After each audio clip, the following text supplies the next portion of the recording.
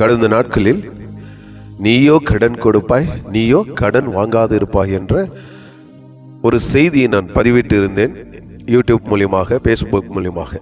அதற்கு பல நபர்கள் என்னிடத்தில் கேள்வி கேட்டிருந்தார்கள்.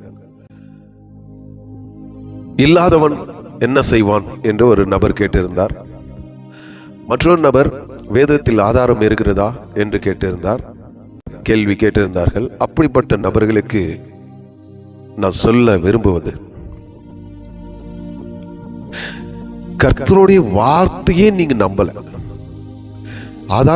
ஆதாரத்தை நீங்க கேட்கறீங்க. ஆதாரம் இருக்கிறதா?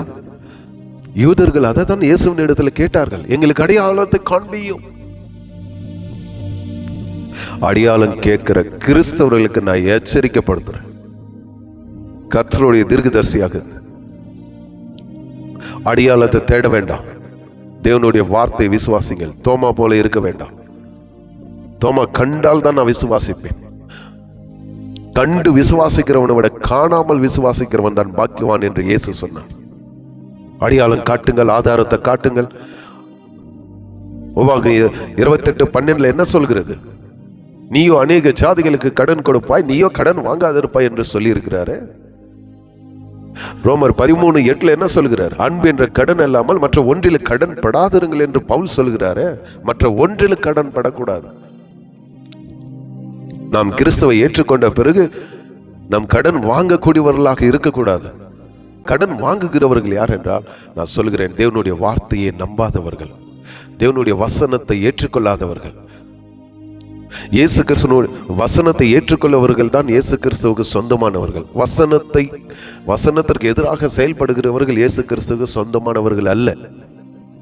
இயேசு கிறிஸ்து ஒருபோது யாரிடத்தில் கடன் வாங்கவில்லையே, அப்போஸ்தலர்கள் யாரிடமும் கடன் கேட்கவில்லையே, ஆதியில் இருந்த திருச்சபை யாரிடத்தில் கடன் படவில்லையே. பவுல் சொல்லுகிறார், நீங்கள் ஒருவனுக்கு அடிமைப்படாதிருங்கள், எந்த மனுஷனுக்கு அடிமையா இருக்கக்கூடாது என்று பவுல் சொல்லுகிறாரு.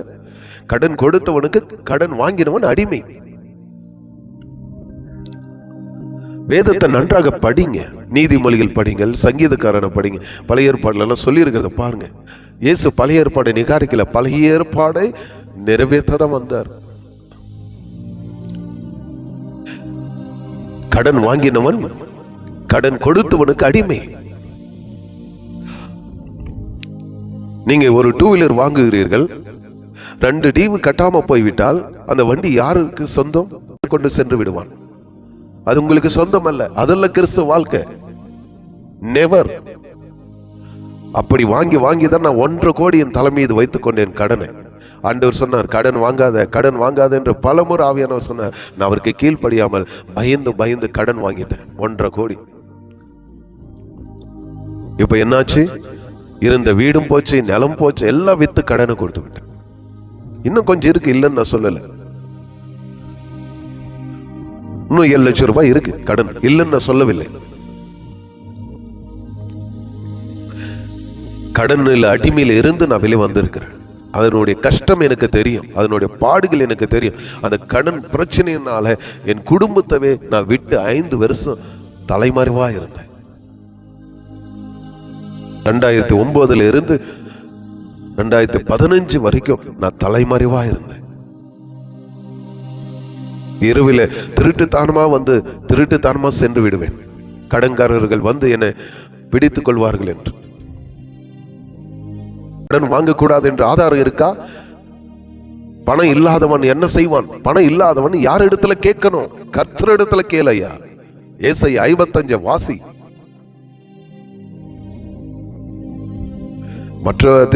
மற்ற ஊழியர்களை போல நான் அல்ல. ஏசாயா 55 என்ன சொல்கிறது பாருங்கள். ஓ தாகமாய் இருக்கிறவர்களே, எல்லோரும் என் தண்ணீர் ஆணைக்கு வாருங்கள். பணம் இல்லாதவர்களே, நீங்கள் வந்து வாங்கி சாப்பிடுங்கள். நீங்கள் வந்து பணமும் இன்றி விலையும் இன்றி திராட்சரசம் பாலும் கொள்ளுங்கள். வார்த்தையை நம்புங்க. விசுவாசத்தினால் நீதிமான் பிழைப்பான். விசுவாசம் இல்லாம எதற்கு கிறிஸ்துவ ஏற்றுக்கொண்டீங்க? கிறிஸ்துவ இடத்துல வந்து உங்களுக்கு பிரயோஜனம் இல்லை. அவருடைய பெயர் தான் கெட்ட பேர் ஆகும். அவர் வசனத்தை நம்புங்க. அவர் என்ன சொல்லுகிறார்? ஏசாயா 55 1 வரைக்கும் வாசித்து பாருங்கள். அப்பம் இல்லாததற்காக பணத்தையும் திருப்தி செய்யாத பொருளுக்காக உங்கள் பிரயாசத்தை செலவழிப்பேன். நீங்கள் எனக்கு கவனமாய் செவி கொடுத்து நலமானதை சாப்பிடுங்கள், அப்பொழுது உங்கள் ஆத்துமா கொழுமையினால் பதார்த்தங்களான மகிழ்ச்சி ஆகும். கேள்வி கேட்கறது வெக்கல்ல.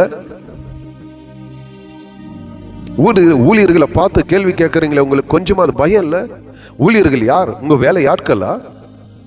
தேவனுடைய வேலை, தேவனுடைய ஊழியக்காரர்கள், தேவனால் அழைக்கப்பட்டவர்கள், தேவனால தெரிந்து கொள்ளப்பட்டவர்கள், தேவனால அபிஷேகம் பண்ணப்பட்டவர்கள்.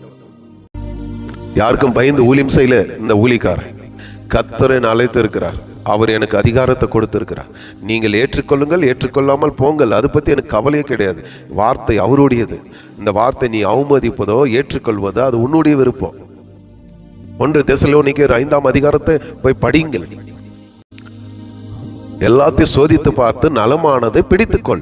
உனக்கு எது நல்லதாக இருக்கிறது என் பிரசங்கத்தில் அதை எடுத்துக்கொள். எது உனக்கு பிடிக்கலையா அதை விட்டு விடு. ஏன் கேள்வி கேட்கறீங்க? கிறிஸ்தவர்களாக இருந்து கேள்வி கேட்கலாமா? அப்படி கேட்டு கேட்டுதான் என் வாழ்க்கையில ஒன்று நான் பெற்றுக்கொள்ள முடியல. 18 வருஷம் 2000 ரட்சிக்கப்பட்ட 18 வருஷம் ஒண்ணு என்னால சாதிக்க முடியல. ஊழியத்துல வெற்றி இல்லை, குடும்பத்துல தோல்வி, ஊழியத்திலே தோல்வி.